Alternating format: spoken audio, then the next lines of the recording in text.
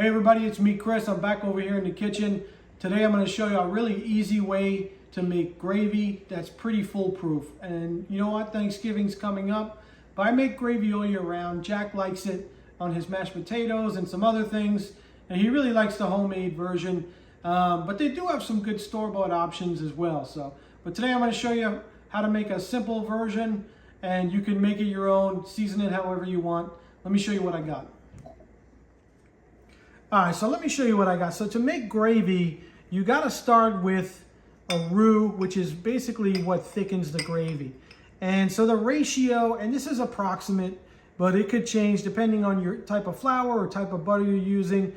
But I have unsalted butter and all-purpose flour. So for every cup of gravy you make, you need about 1 tablespoon of butter and 1 tablespoon of flour. Today we're making 4 cups, so I got 4 tablespoons of flour, or 1/4 cup, and I have half a stick of butter, which is 4 tablespoons. I have 4 cups of my homemade chicken broth, and then I have some extra here. And like I said, this is approximate. Sometimes you need less broth, sometimes you need more, and it depends on how thick you want it, thick or thin. All right, I just got some salt and pepper, and you know what? You could just make it a basic gravy with those ingredients. I like to add a little flavor, so I'm going to show you. I got a couple of peeled garlic cloves. I got about a 1/4 cup chopped onion, and then I like to add a little, for some flavor, I got a little dried thyme, and I like this garlic salt. It really gives a nice punch of flavor to the gravy, but that's totally optional. I like to use this small whisk to make sure my gravy doesn't have lumps, but I also want to make sure that I strain it. So I have a strainer here. And then I'm using a sauce pot. It's important to use a pot with a handle, because when you're mixing the gravy, you need something to hold on to, okay? So those are my ingredients. Let me grab my burner and we'll get to cooking. All right, so I'm getting my pot on medium high. I'm getting it nice and hot. And I'm just gonna start with a little bit of extra virgin olive oil. I'm gonna throw in my onions. I'm gonna throw in my garlic. And I'm just gonna saute these for a few minutes. And then while these saute, I'm just going to add a little pinch of salt. And I'm going to add a little bit of fresh black pepper. And at this point, I'm going to add the dried thyme. I want the thyme to saute with these onions and garlic. And if your pot looks a little dry, just add a little bit more oil. All right, and you can see here, this already got some nice dark caramelization. And that's going to just give your gravy a lot of nice flavor. And that's why I'm doing that. Now I'm just going to add the butter. All right, so my butter is melted. Now I'm going to put the flour in, and I'm making my roux. And this is looking pretty good. It's smelling pretty good. And then, you know, if you wanted to, you could add a little bit of white wine at this point. That'll give your gravy a nice flavor. Okay. Just going to let this cook for about 1 minute. All right, so this is ready to go, and now I'm going to switch to the whisk. I'm going to start adding my chicken broth, and I'm just going to do a little at a time. So I'll do like maybe a third and start to whisk. And then once this boils, you'll see it'll start to thicken right away. All right, you can see now this has come to a boil, and immediately it starts to thicken. You see that? Looks a little bit almost like mashed potatoes. So I'm ready for some more of my broth. I'll do like another third or so. And again, just bring that back to the boil.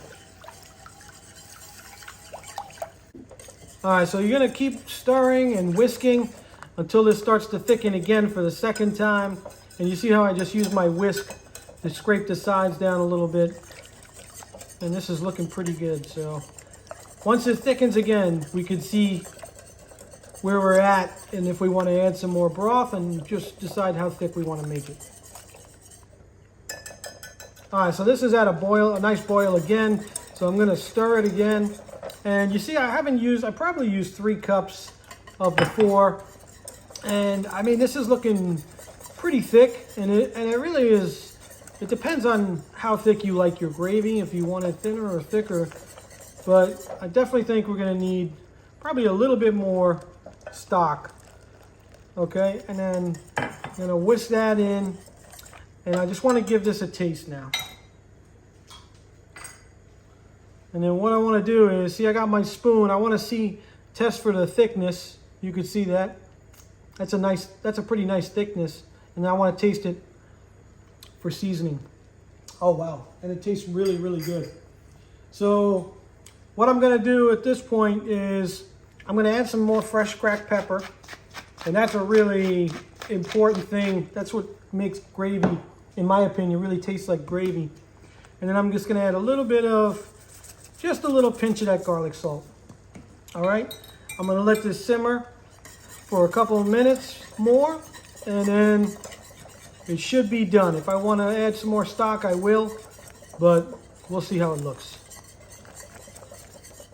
All right, so this looks good. I just simmered it for a few minutes, and I think this is, for me, the perfect consistency. And you want to have it coat the bottom of the spoon. See how I can see my finger track there? I think this is ready. And again, I used probably, in this case, I only used about 3 cups, maybe a little more than 3 cups of the broth. So again, sometimes you need less, sometimes you need more. All right, so my gravy's done, and now the last step here, and again, you don't have to strain it. I like a nice smooth gravy. I'm just gonna put this through a strainer, right back into the same measuring cup that I had the broth in. Okay, make less mess. Okay, just tap that a little bit, and that's it. All right, so there you have it. You got a nice smooth gravy. And look at that. I mean, that's really perfect consistency. All right, and so one thing you can do is, if you're making this for Thanksgiving, you could do it ahead and put it into one of these deli containers and then cool it off and throw it in the fridge. And then when you're ready for Thanksgiving dinner, you just add some more hot stock and you can warm it up and thin it out a little bit. All right, so that's it. That's all there is to making homemade gravy. And I gotta tell you that if you've never made your own gravy before, if you've only had store-bought, you really need to try it because there's nothing like it, especially if you have a nice quality homemade chicken stock that you're using. And look at this, this came out fantastic. I just want to show you the consistency of that. And now, if you're making this for Thanksgiving, the only thing I do different for Thanksgiving gravy is, well, there are 2 things you can do. So you take your drippings from the pan where you roasted your turkey and you strain them off, and you know how you get those little fat separators? So you could use some of that fat to saute the onions and garlic instead of using olive oil. That's one thing you can do to get great turkey flavor into your Thanksgiving gravy. The other thing you do is you take those turkey drippings, the actual liquid, and you start with that first instead of using all chicken broth. So follow that same process. Your butter, your flour into the onions, and then add your turkey drippings, and then you thicken it or you thin it out as much as you want, the remainder of it with just your homemade or your store-bought chicken broth. And you're gonna have the best Thanksgiving turkey gravy you've ever had. Hey, thanks for checking out the video. Don't forget to like, share, and subscribe to the channel. Pass this one on to your friends. I hope you like it, and we'll see you on the next one.